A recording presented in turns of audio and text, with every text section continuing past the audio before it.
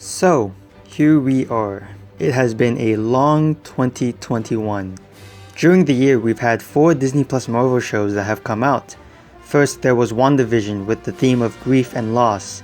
Then there was Falcon and the Winter Soldier with accepting responsibility to protect others / be a symbol of hope and dealings with past trauma.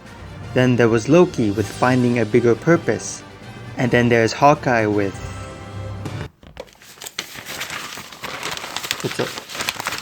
It's a Christmas show. Really? Well, alright then. So, Hawkeye is a Christmas-themed Marvel show that takes a deeper look on Clint Barton. He's retired with his family and wants to celebrate Christmas. But as fragments of his past come back to haunt him, he must deal with them alongside Kate Bishop before Christmas Day comes. It's a pretty simple plot. I'm going to keep this video simple because there's nothing profound I have to say about this show. This is a quick review for those who want to know if this is worth watching or not. And there are no spoilers. I'm going to do my best not to spoil anything. I'll address things that are in trailers and in posters, so it'll make my job a whole lot easier.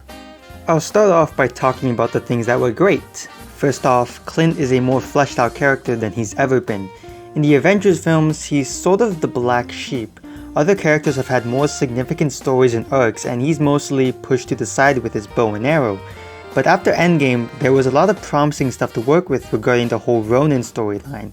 It's great that they used the Ronin storyline to further push Clint's story in this show. He has to face the repercussions of his actions during the snap, and it's nice to see not just how he deals with it, but how he actually operated in the past.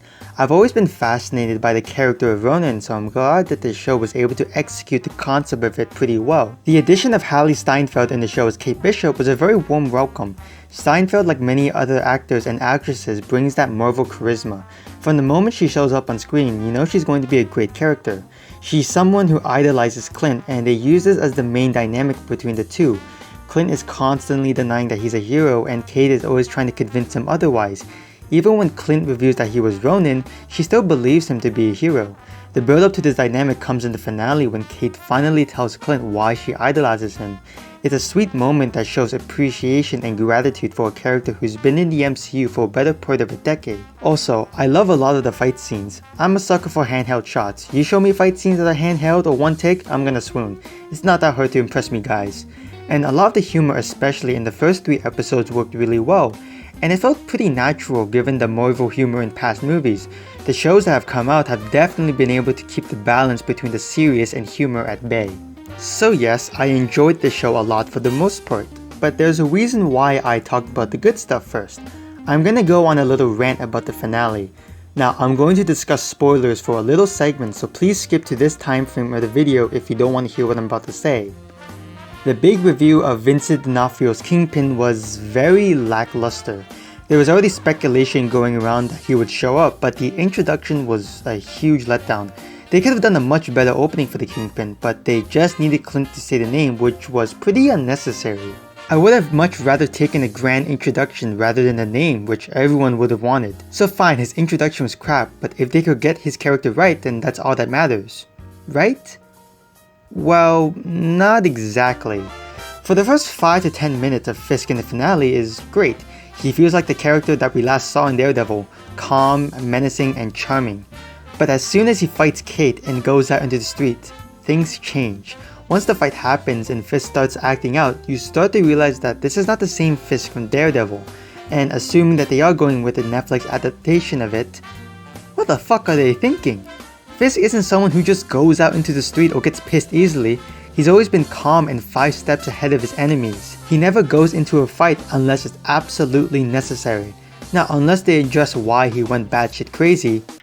This is bullshit. Also, what the fuck was the point of this fake out death? What was it? What was it? If your point was to build up Fisk for 5 episodes then kill him off, you are officially high, Feige. That's right.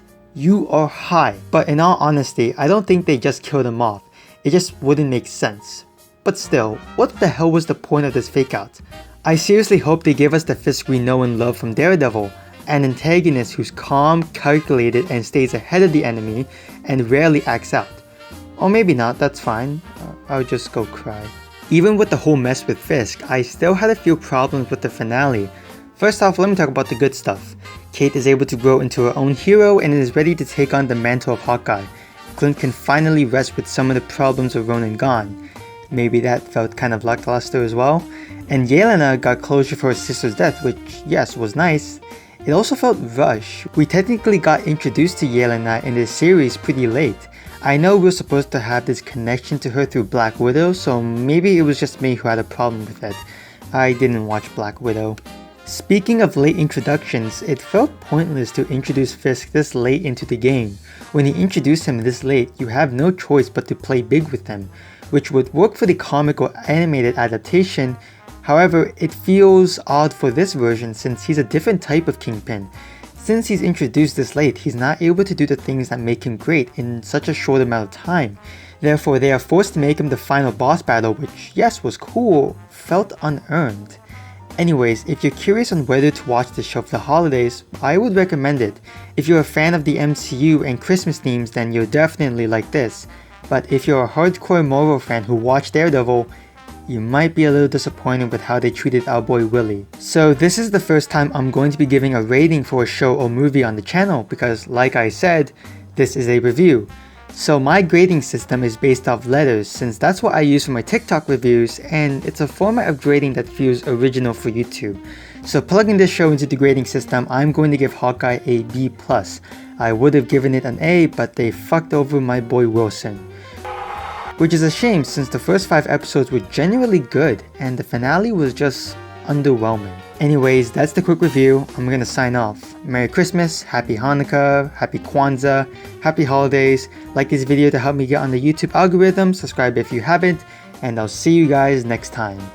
Peace.